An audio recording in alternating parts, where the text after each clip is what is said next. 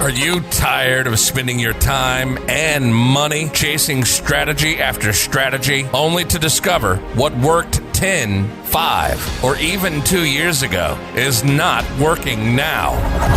Things shift fast in the online space, and if you're not keeping up, you're getting left behind.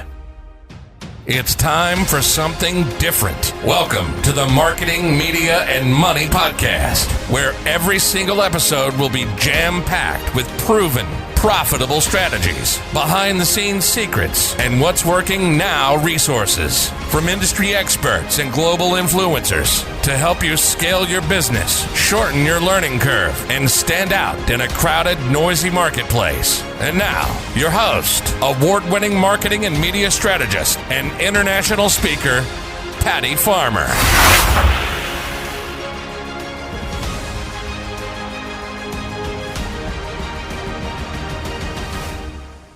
Hello, everyone, and welcome to today's episode of the Marketing, Media, Money Podcast.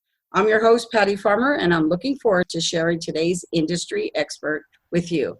And let me tell you a little bit about her, because today we're going to be talking about sales. So Melissa Blair is the CEO and founder of Cultivating Sales, LLC. She's a serial entrepreneur and the product of 2 entrepreneurial parents. Small business is in her DNA. She works exclusively with ambitious coaches and consultants who are tired of trying to duct tape together a variety of different software programs in order to systematize and automate their sales process. So we are going to really be talking about technology, increasing your sales, and automating your marketing. So make sure you have a pen and paper. And Melissa, thank you so much for being here with me today. Oh, thank you, Patty. I'm so excited because I think we have a lot in common. We do, and I'm really excited. So let's just dive right in. So I really want to talk about technology. I think a lot of times when people think about sales, the first thing that comes to mind is like cold calling or different ways that people utilize sales, which I'm not saying that there's a lot of ways that you can increase your sales, but time is money. And I believe that if you can automate some of those processes, you get more time, which enables you to make more money, and technology is your friend. And I have to say that for me, I am very creative. I don't really like to get caught up in the detail work. So I love technology and automation. And I especially love that I have a really great VA that I can map out all the things that I map out and hand it over to her, and she can actually do what she does. So I think that technology is really your friend. So let's talk a little bit about technology. So first, let's really talk about our customer, right? And I think that when people think about technology, when they're thinking about marketing and sales, there's a couple different ways that they think of to do that. But what's probably the number one way that when you talk about technology to someone, what do they think? What do they first think of when they think of technology when it comes to sales and marketing and automation?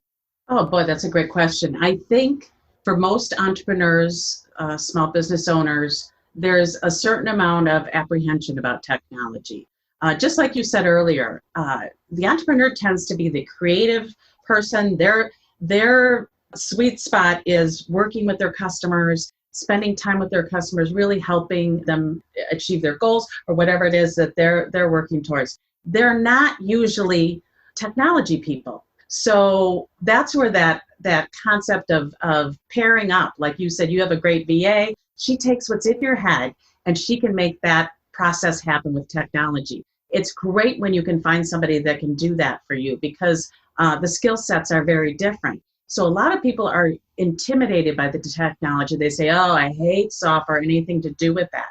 And the truth is, if you can build it once, in other words, set up a automation process one time, it works over and over and over again. So that is the beauty of the automation piece. And many people start their first entry into automation is either with some sort of a autoresponder, like Aweber or things like that, or a calendar scheduling program like Calendly or Time Trade, Acuity. those are great entry spots for starting with automation, because once you set that up, it just keeps working for you. And then you're not doing those mundane things like, well, does Wednesday work for you at 2:00? And back and forth and back and forth. And then you got to remember to send them confirmations and reminders. The software handles that for you. So it's really about setting up your systems right the first time, and then letting them roll from there. I think the thing that's good that you use that as an example is I think of entrepreneurs and how I would like to believe that most of them, maybe not startups, but most of them who've been in business for a while are using some type of calendar, right? Because you're right. My eyes just about want to roll back in my head when I think of when people want to send me emails back and forth. And so that's why, for me, right from the beginning, when somebody says that they would like to meet with me or I'd like to meet with somebody, the first thing I say is, do you have, a schedule link, or here is mine to make it easy? Because there's also time zone differences and all type of things like that. So I think if people could see how they used to do it and then think about how much time it saves them now, that maybe that can help them get over the fear of taking the next baby step, right? Because you don't have to jump in and be with Infusionsoft, for example. If really you're just ready to be with MailChimp, right? They all do a lot of the same things, but until you're really ready to jump into, a cloud-based CRM, right? But hiring somebody who can do it for you, I think is really wonderful, because I know that for me, one of the things I do for my clients is build them marketing funnels and sales funnels. They're not the same thing. And I'll build them out for them of what they need to have. But then they have to be inputted into the system, right? Because like you said, you only want to do it once. And then once you do it once, then it actually works for you. It's almost like having an employee, right? And so I think that is important. But I think that it's kind of like algebra. I remember when I took algebra in school, it was actually my hardest subject. I know there's probably people out there like, oh, it's so easy. But for me, that was difficult. Spelling and English was easy for me. But I remember that whenever I had homework, they'd say, okay, and you'd get these examples, and I could get an A every single time following those examples. What was the struggle for me is then trying to apply it to something else that wasn't the example. And until I had a substitute who literally said it to me the way I needed to hear it, all of a sudden everything just fell into place. And it became really easy. And I think that that's what happens now too. Like people see, oh, this is how this works with this, but they don't really see how to carry over the same principle on how that very exact thing that you're doing can also automate when you have, gifts, or when you have offers, or how you can do other things. So I think that kind of comes down to how you can use technology to do cross-channel marketing. So will you explain to the audience really what cross-channel marketing is and how technology, and once you can get past the putting your big toe in and stepping in, how much easier it can actually get? Yeah, I love that analogy. I was not good at algebra either. And both my siblings were very good at it. And so I always felt a little dumb, but yeah. So cross-channel marketing, well, it's really, so many people just rely on emails, some social media, things like that. But we really want to be able to have numerous touch points with our audience over a period of time. So automating the process of email is pretty simple. Most of the software out there will help you with that. Texting and that really, the two-way texting that can happen is so much more conversational, more casual, really is much faster at building the relationship. Automating the process of sending out cards, gifts, sending postcards to nurture that relationship over a period of time, that can all be automated. I have a process, actually it's one of my clients, that has a company where she and her team have developed these beautiful handmade cards. And so I just have to tag the contact, send my welcome card, and that automation goes off to her company. She gets the information saying, here's the card that needs to be sent, here's the person, here's their address, and here's the message.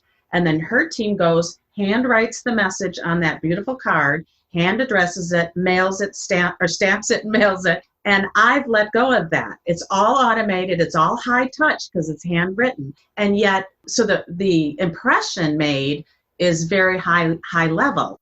But the work I did, I just tagged somebody, which meant I just click a button and then boom, the rest of it goes off. That's the kind of automation that really gets juicy after a while.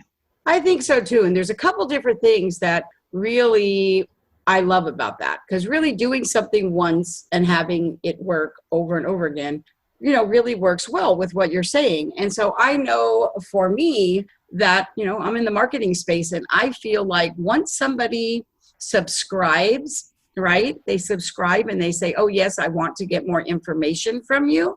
One of the most important things is nurturing that relationship, right? Because it is so much easier to retain someone than it is to get somebody new when we are talking about our clients. But I always like to say you have to have a stick strategy. Why should they stick around? Because as easy as it is to subscribe, it's just as easy to unsubscribe. So I think that is important.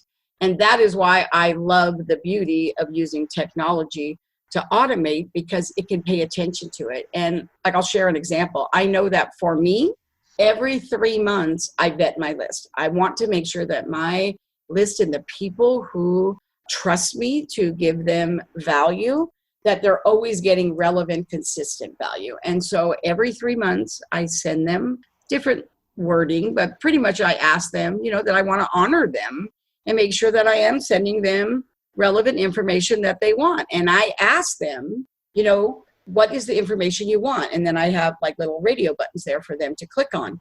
But what they don't realize is every single one of the buttons that they do is actually a segmented list, and they're pretty much putting themselves in that list. But really, it's a value to them, because now they are only targeted and tagged, like what you just said, with information that they said they wanted to get. Oh, yes, Patty, we do want to hear about speaking. Yes, we do want to hear about your events, and we do want to hear about your podcast, but no, we really aren't interested in this. So I think that is really a great way to really serve and support your list. And then the other way that I think is really important is really when you're having conversations, because that if somebody comes and watches a webinar, right? And some of them will say, oh, yes, I want more information, right? And then they want that information, but some are going to say yes and some are going to say no. You need to talk to them differently. Some of them signed up, but they didn't show up to the webinar, right? So you have to talk to them differently. You can't talk to them like, oh, how did you like the webinar, when they didn't even show up. So if you use technology to do all that, it literally helps you to know how to speak to each one of those sets of people and automate that. So can we talk a little bit about that and how that actually does give you more time, is more effective in your marketing, and can increase your sales? Yes, boy, you hit it on the head. I don't remember where this number came into my head. I thought it was Facebook, where they say you can truly only manage about 150 relationships. And now, granted, I'm throwing a number out there, but it was somewhere around 150. In sales, you got to have a lot more than 150 in your audience. And without having automation to help you do all that, keep track of all that detail work and do that segmenting for you, and allow your communications to go out using words and concepts that they've already said they're interested in, that allows you to communicate with so many more people on a personal level that we could never do, especially as we get older, we could never do on our own. We really need technology to do that. The other thing is, we all know that getting our emails into that email box is becoming harder and harder and harder. And I recently read a statistic that said only about 18% are getting opened and read. That means a huge portion are not. So how do we use that information and make sure that more of ours are being opened and read? And there's a couple ways. Personalizing your emails is key. And I don't mean just, hi, Melissa, and that's the extent of personalization. With technology, you can pull in information that you've gathered from them. Let's just say it's their anniversary date. Oh, I see your anniversary date is blank, and you pull that in. And then you pull in, and I understand that you're I'll just say favorite color is red. Let's say that was on a questionnaire somewhere. And the more that we speak to them using their information, the more likely they're going to open and read our emails. And so there's just all these little tools and tricks that where we can use technology to grow that relationship. But it all starts with them getting, starting to talk to you. I think that's absolutely true. I know that I have received emails that said things like, "Hey, rock star," right? They didn't even talk to me. Or I've even received ones that said, "Hey, first name," in, Yeah. those two.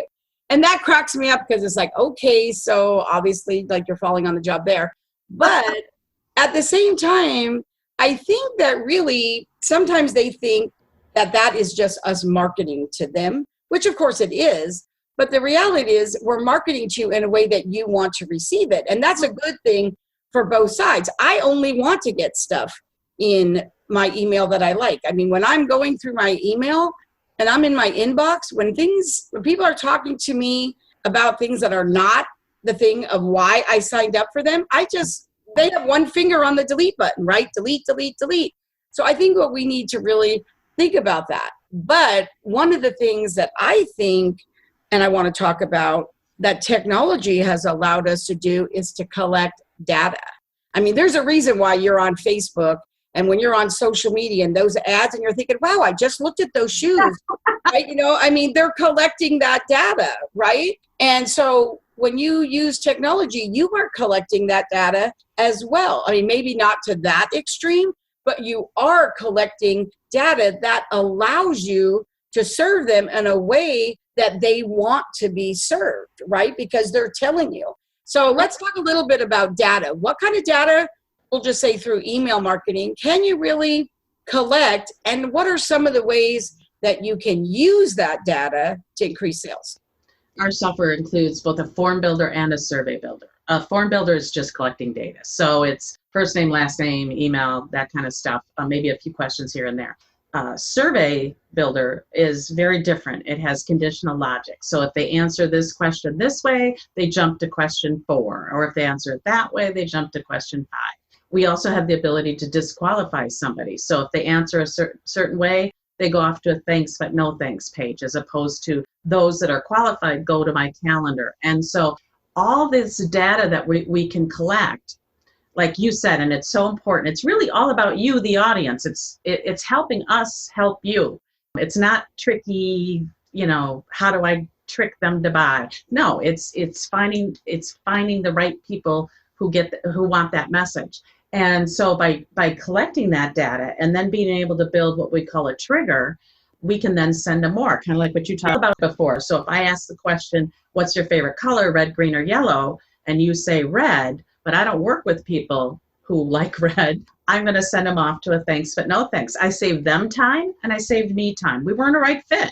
And sometimes it's not even that they're not a right fit, it's that they're not a right fit right now.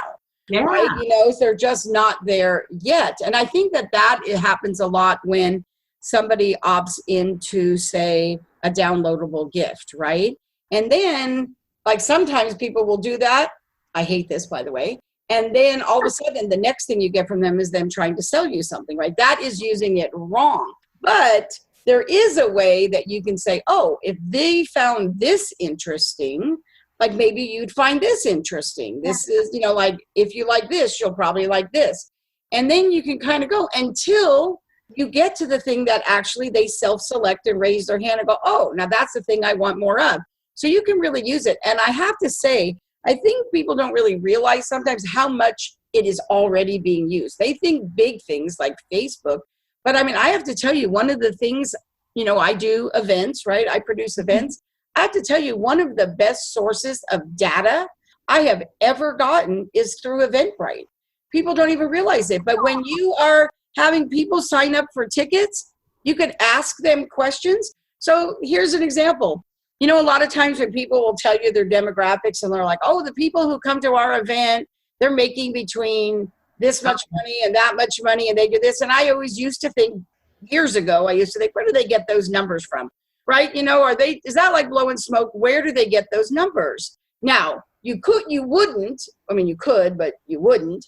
ask somebody, what is your, what was your income this year? But you could ask questions like, does your annual income go between, 10 and 25,000, 25,000 and 50,000, and ask questions like that. So at the end of your event, you are able to generate a report that says, 82% of the people that came were women, 67% of the people that came make this much money, whatever. That is data that you can absolutely use when you're creating the next things to serve them. So it so matters in all these areas. So I think sometimes people think, I think that's salesy and slimy. No, it is really that we care enough about you that we only want to put things in front of you that you are telling us that you actually want to receive.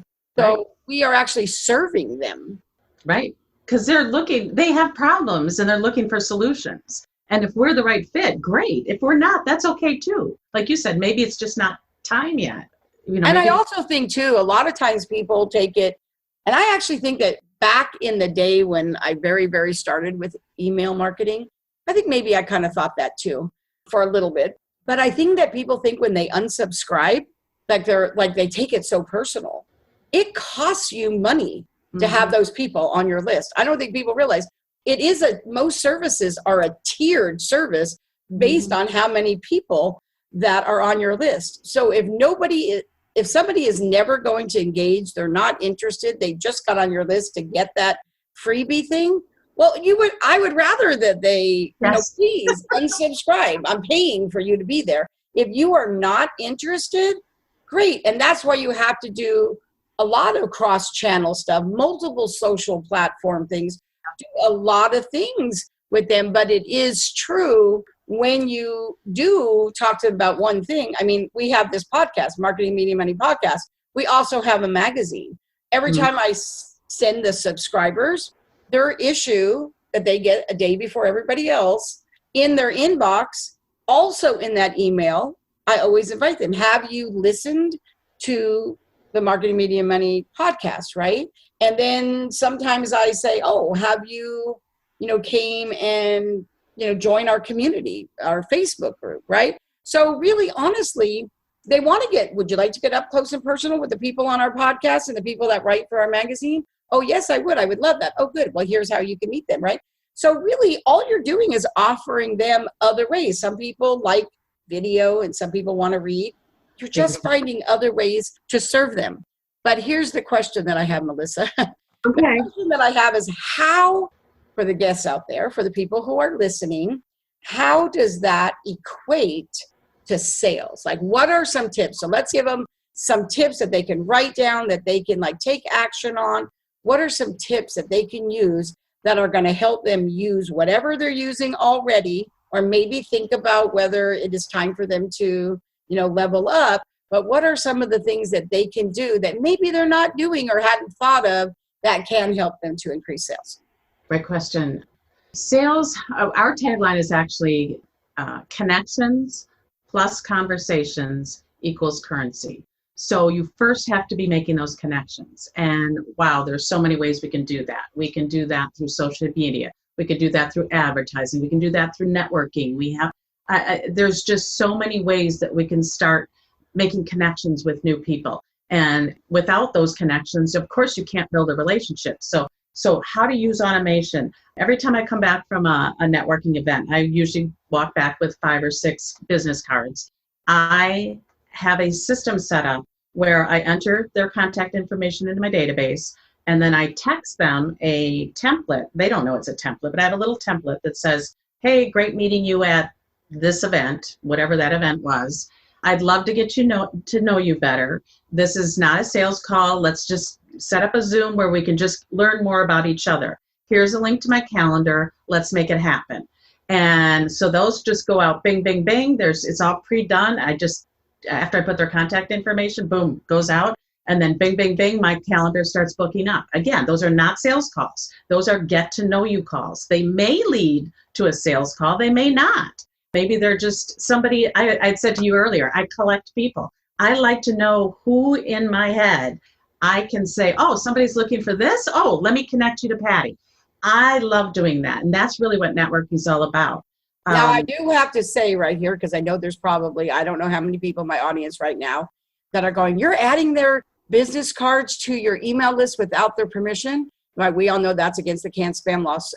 And we all hate that, right? So I'm assuming that when you're saying that they gave you their permission to be added. Absolutely. The only cards I take, like you, I don't want quantity over quality. I have to have had a connection with them at that networking event where they said, hey, yeah, Melissa. And usually I'll say, hey, if I follow up, you want to have a Zoom and get to know each other better? Yeah. And so I'm not marketing to them at that point. So yes, they've given me their card for an explicit reason, and I'm only sending a thing to network. And it's a text. It's not email. I'm not adding them to my mailing list. Like you said earlier, which is so important, I don't know yet if I want you on my list. I don't know that. And so really, it's just that first connection to get to know each other better.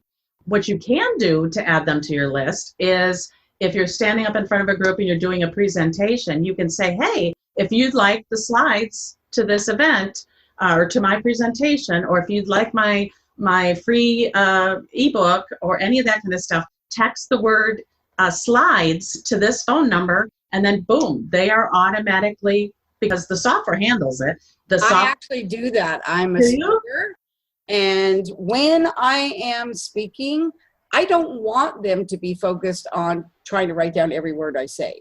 What I really want them to be focused on is, how am I going to implement what Patty says into my business so I can take action? So I always tell them right up front and have them text the word slides to the number so that I can say, listen, we're going to give you a copy of that. No problem. I do it even when I speak virtually, right? Don't worry about that. We're going to give you that. What I'd really rather you do is, how are you going to implement it? What are the takeaways you're going to do? What are your first things you're going to do as soon as you're off this call, right? Or home from this event, or on a break and you're calling your VA already and saying, hey, we're going to do this, right? That is what is important. It's also what they're paying for, right? If they pay to come to that event. Oh, yeah. Or, even if it's virtual, they're paying with their time, right?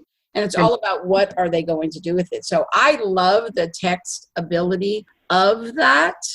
I think that is super powerful. Well, it allows you, they enter themselves into your system, which is nice because that's one less step you have to do. But then you're also asking for their permission at that point to say, can I add you to our list where we can provide you with more of this kind of thing? Or maybe you don't even do it quite yet. Well, yeah, you have to be able to send another thing. But it's all about starting the conversation at that point. So we've made the connection. Now, how do we start that conversation? And that's through the process of continually offering them value. So you continue to offer value, and maybe you ask a question. How was that for you? Did you find any value in that? And there's a form they fill in, and they say, yes, I'd love more of that kind of stuff. That's what you were saying before, is how do you start having that two-way interaction where they're asking for more? I think that really makes a lot of sense too, because again, it's really about being in service. Like, I know that on my website, it's also on the back of my business card. It's also something I use from the stage too, that when, we're marketing media money, I refer to that as M3 because that's a big mouthful. But yes, when I say we have a M3 biz quiz, right, .com, right, they can go there and take this quiz. Whether they ever speak to me again, they are going to learn something about their business, of where they are and what the next steps are that they should be doing, no matter what. Should it go to the next step, though, where they say, oh, yes, I would love to have a discovery call. Okay, that's great. If they don't choose, it's kind of weighted. If they don't choose, like you said, we get to decide. Then it sends them this really nice, ebook that says, here's what you need to know, right? Here's this free ebook, no problem. If they do decide they want to have a discovery call, then it moves on to that. But what it also does is, looking at that data helps me to know, if I'm spending my time with them on this call, I want to serve them in the most strategic way I can. And it gives me the information that I need, where I can look and say, wow, they scored really, really high here, but they scored themselves really kind of low here. And then I know, well, don't be talking to them about the things that obviously they scored a 10 out of 10. You should be talking to them about the thing that they scored 3 out of 10, right? they self-selected. So there's so many ways that you actually can serve someone by them doing that, right? And not only that, but then if they do become my client, I now have a baseline of what their skill sets are. So I know I can really help them when we start packaging them, right? So I think that there's a lot of ways that it does increase sales very easily. And people are really used to it. I mean, if somebody sends me something, I'm like, oh, wow, that's really great. And say it was really all about Instagram, we'll just say, and it was all about hashtags, right? Yeah. And then it says, oh, this is like what you should do. Well, isn't the next thing somebody would say, I mean, not me, but isn't the next thing somebody may say is like, oh, but I don't know how to pick hashtags for me. But wouldn't it be great if the next thing they emailed you was, oh, well, if you like that, here's a whole guide on how to choose hashtags for you. Like, it just makes sense, because you don't want to like help them solve a problem and then give them another one. Yeah. Right? I mean, we're of service, right? So I think that makes sense. And I love that technology gives us the power to do that. So Melissa, what would you say? More people than we could do without technology. Absolutely. What would you say? I always like to talk about what not to do, right? Or what the mistakes are. But before we go there, what would you say is the biggest myth that people have about using technology to automate? What would you say is the biggest myth, the biggest fear, the thing that's standing in the way? That it's cold, that it's too rigid, that I've seen it, like you said before, dear first name. And that's why we're trying to develop these different modalities with sending postcards or a card or a gift, or it's nurturing. It is. And the reason that a company is called Cultivating Sales is it's all about cultivating that relationship. So nurture is a huge part of that process, because not everybody's ready to buy when we're ready to sell. It's just not going to happen. And I always love to be able to say we need to serve, not sell, in reality, right? So my personal belief, and I have built my business on lead with contribution. Compensation will follow, but always lead with contribution, right? Because you haven't built that know, like, trust factor yet. So I think that is really important. What would you say is one of the biggest mistakes that people make when they try to do it themselves and they think, oh, I don't need help, I can just do it myself. It's, I can just do this. What's a mistake or two that people do? I'm a DIYer, so of course I just love digging into all that. And it took me a long time to get to the point where I said, okay, why? Just because I can, does that mean I should? Because the truth is, the best use of my time is out meeting new people and building relationships, not tinkering in the software. So if you love software, stay out of it. If you hate software, stay out of it. I love that. Find somebody that can help you do that part, because they're usually better, faster, and more comfortable. So they love it. And that's what they excel at. You should not be doing that. That's not how you make money, by tinkering in the software. So I would love to say, stop licking your own envelopes. Right? Yeah. Right. I mean, that is what makes sense, right? Really. I think sometimes, though, people think, now I can be a do-it-yourself person too, but now my philosophy where I'm at my business now is I want to 100% of the time be working in my brilliance and hire other people to work in theirs. That is what I feel is the key to my success, really, is really knowing that, again, like what we were saying, just because you can, should you? It's also like when you're thinking about doing it yourself. Just because you can go watch a bunch of tutorials and all that kind of stuff, should you? Like how many, so I think that nobody has to jump in and, do this whole $10,000 big thing. You can start small, right? They can start smaller and stuff and get to know it as they're learning their customer's journey and what kind of things they want. That's actually a smart thing to do, to really know. And there's a lot of different software out there. And I know, like, I love all the things that your software has to offer. So I just really think that a lot of times it's just having the right conversation and asking the right questions, right? And I think that is really important. So let's kind of go with that. What would you say if somebody was getting ready to say, you know what, I want to use technology? So no matter who they're talking to, whether they're going to do it themselves, whether they're going to hire you, whether they're going to, have a VA do it, whatever the case may be, what is one or two of the first questions they should be asking themselves to see if they have those things in place before they even get started? The reason I like to work with established coaches and consultants is because they're ambitious. I love that word. Ambitious. Is that they're clear on what their offer is. They're clear on what they bring to the table. They just need help automating it. And so the questions I'll ask is, what is your process? How do you go to market? What things get in your way and stop the flow? And the best question, and that I want to go back to something that you said, starting small. I say it's like remodeling a house. You don't remodel the entire house all at once. You start with the most important room. And so I ask them, what's your most important room? Oh, I love that.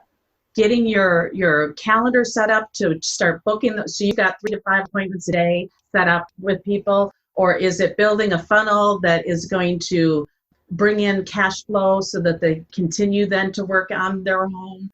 When you think about it, Melissa, I mean, really, somebody could only have one thing. Like maybe like the only thing they have is, this checklist for XYZ, right?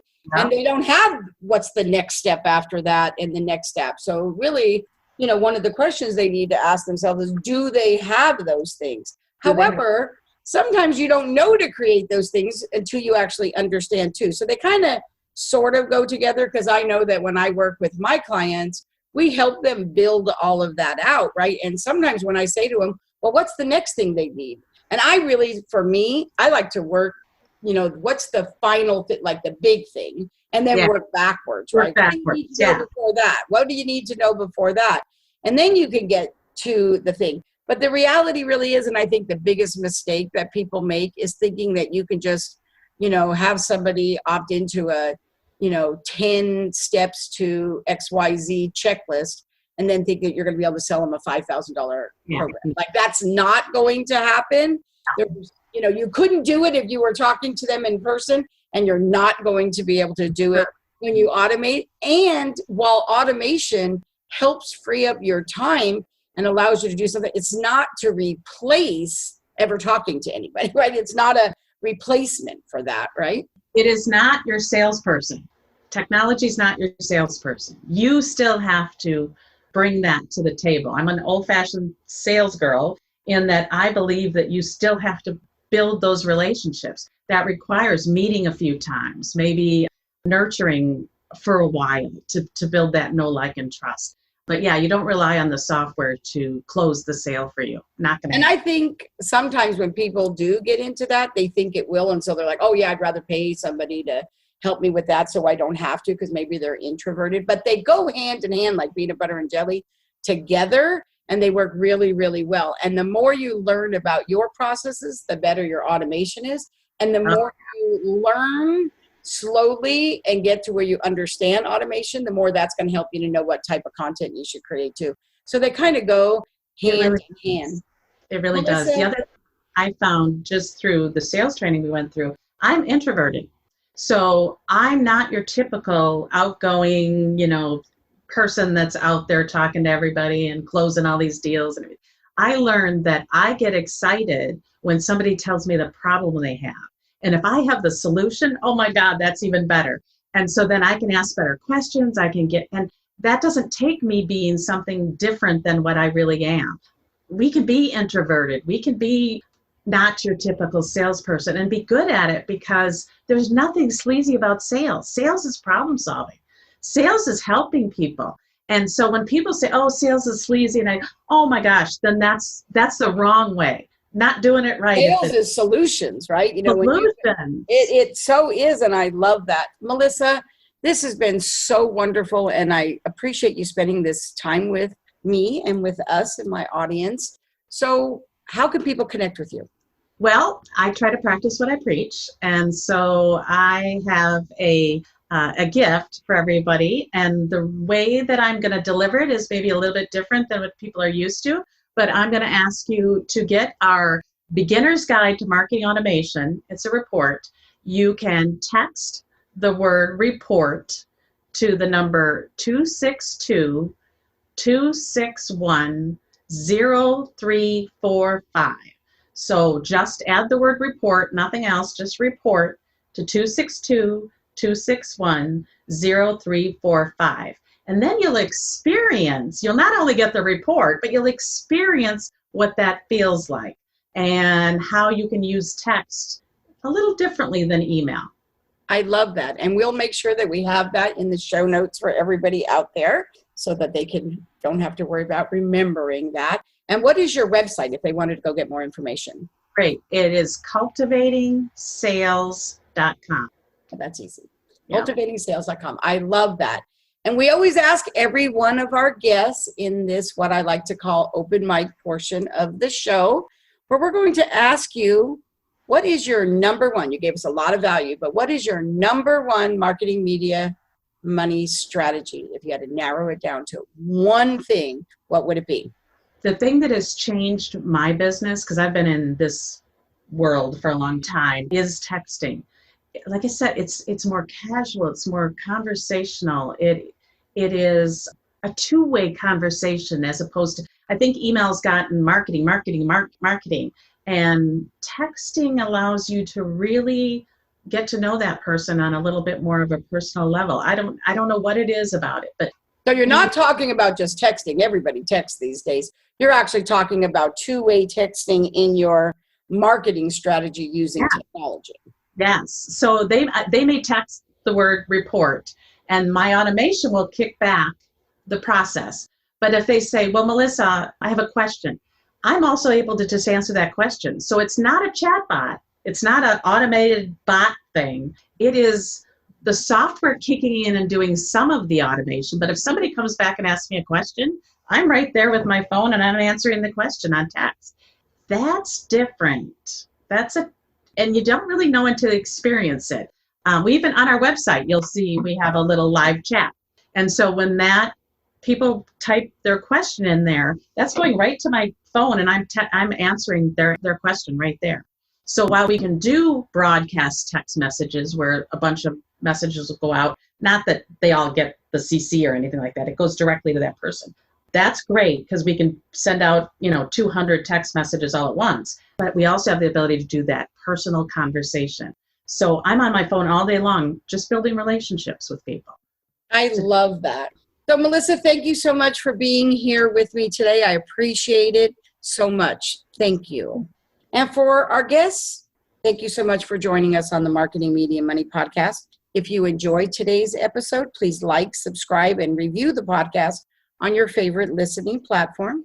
Make sure to check out our sister publication, the Marketing Media Money Magazine, where right now you can grab a free lifetime subscription to the magazine by going to www.marketingmediamoney.com. Thank you so much, everyone. Have a phenomenal day. Remember, if your day right now isn't so phenomenal, you have the power to change it.